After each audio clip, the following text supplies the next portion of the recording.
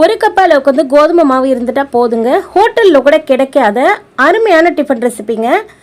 இது சாப்பிட்றதுக்கு ரொம்ப ரொம்ப டேஸ்ட்டாக இருக்கும். குழந்தைங்களாம் என்ஜாய் பண்ணி சாப்பிடுவாங்க. வாங்க ஃப்ரெண்ட்ஸ், இதை எப்படி பண்ணுறதுன்னு பார்க்கலாம். அடுப்பை ஆன் பண்ணிவிட்டு கடாய் எடுத்து வச்சுக்கோங்க. அதில் ஒரு கப் அளவுக்கு வந்து கோதுமை மாவு எடுத்துக்கலாம். 150 கிராம் அளவுக்கு வந்து கோதுமை மாவு எடுத்திருக்கேன். இப்போது நம்ம வந்து கோதுமை மாவு சேர்த்துட்டு சிம்மில் வச்சு இதை வந்து நல்லா வறுத்து விடணும். இதில் வந்து நெய், எண்ணெய் எதுவுமே சேர்க்க வேண்டாம். ட்ரையாக நம்ம வந்து நல்லா உதிரி உதிரியாக வர்ற வரையும் நம்ம வந்து வறுத்து எடுக்கணும். நல்ல வாசனை வரும்.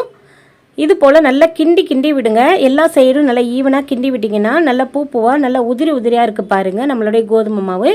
இந்த பக்குவத்துக்கு வந்ததுக்கப்புறம் அடுப்பை ஆஃப் பண்ணிடுங்க. ஆஃப் பண்ணிவிட்டு அதே கடாயில் ஒரு கப் அளவுக்கு வந்து கோதுமை மாவு எடுத்துருந்தோம் இல்லையா, அதே கப்பால் ஒரு கப் அளவுக்கு வந்து தண்ணி சேர்த்துக்கலாம். ஒரு கப்பு தண்ணி சேர்த்துட்டு அரை டீஸ்பூன் அளவுக்கு வந்து உப்பு சேர்த்துக்குங்க. 1 டேபிள் ஸ்பூன் அளவுக்கு வந்து நெய் சேர்த்துக்கலாம். நெய்க்கு பதிலாக எண்ணெய் கூட சேர்த்துக்கலாம், நல்லா ஒட்டாமல் வரும். இப்போ நெய் சேர்த்துட்டு நல்லா மிக்ஸ் பண்ணி விட்டுருங்க. நெய் நல்லா கரையட்டும் அந்த தண்ணியில். இது போல் நல்லா கரைஞ்சதுக்கப்புறம் தண்ணியை வந்து நல்லா சலசலன்னு கொதிக்க விடுங்க. இந்த மாதிரி பக்குவத்துக்கு நல்லா கொதிச்சதுக்கப்புறம் வறுத்து வச்சுருந்த கோதுமை மாவை வந்து அதில் சேர்த்துக்கலாம். ஒரு கப்பு அளவுக்கு வந்து கோதுமை மாவு எடுத்திங்கன்னா அதே கப்பால் ஒரு கப் அளவுக்கு வந்து தண்ணி சேருங்க. 1.5 கப்பு தண்ணி சேர்த்துட்டிங்கன்னா தண்ணியாக போயிடும். அதனால் ரெண்டுமே ஒரே அளவாக இருக்கணும். இப்போது தண்ணி சேர்த்துட்டு இந்த மாதிரி நல்லா கொதிச்சதுக்கப்புறம் இது போல் நல்லா கிண்டி விடுங்க. கரெக்டான பக்குவமாக இருக்குங்க. நல்லா ஆறுனதுக்கப்புறம் கை வச்சு நல்லா பிசைஞ்சு விடுங்க. நல்ல ஒரு சப்பாத்தி மாவு பக்குவத்துக்கு நல்லா திக்காக இருக்கணும். இப்போது நல்லா இந்த மாதிரி அழுத்தி நல்லா பிசைஞ்சு விடுங்க. அழுத்தி பிசைஞ்சாதான் நமக்கு வந்து அந்த உருண்டை பிடிக்கும்போது கரெக்டான ஷேப்பாகவும் நல்லாயிருக்கும், உடையாமல் வெடிப்பு இல்லாமல். இப்போது மாவு பார்த்திங்கன்னா இந்த மாதிரி நல்லா சாஃப்டாக இருக்குது. ஒரு கப்பு கோதுமை மாவுக்கு ஒரு கப்பு தண்ணிங்கிறது கரெக்டாக இருக்கும்.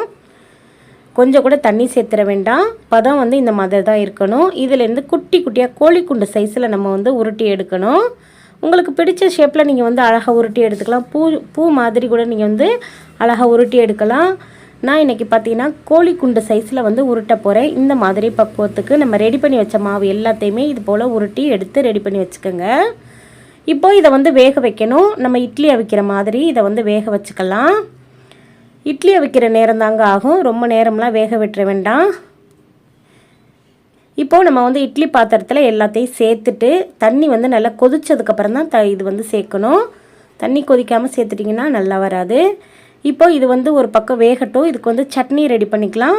வரமிளகாய் சேர்த்துட்டு இது கூடவே பெரிய வெங்காயம் 1 வெங்காயம் சேர்த்துருக்கேன். சின்ன வெங்காயம் இருந்தால் ஒரு கைப்பிடி அளவு சேர்த்துக்குங்க. ஒரு தக்காளி பழம் போதும், ரொம்ப தக்காளி வேண்டாம். 4-5 பூண்டு பற்கள் வந்து சேர்த்துட்டு அரை டீஸ்பூன் அளவுக்கு வந்து உப்பு சேர்த்துட்டு இந்த மாதிரி நைஸாக அரைச்சி எடுத்து ரெடி பண்ணி வச்சுக்கோங்க. இப்போது நம்ம வந்து வேக வச்ச இந்த பால்ஸ் எல்லாம் பார்த்திங்கன்னா நல்லா வெந்துருச்சு. கோதுமை மாவு உருண்டைகள்லாம் பார்த்திங்கன்னா நல்லா பஞ்சாக வெந்திருக்கு பாருங்கள். இந்த மாதிரி பக்குவத்துக்கு ஒன்று கூட உடையலை, வெடிப்பில்லை, நல்லா சாஃப்டாகவும் நல்லா பஞ்சு மாதிரி இருக்குது பாருங்கள். இந்த மாதிரி வேக வச்சதுக்கப்புறம் இதை வந்து தாளிக்கணும்.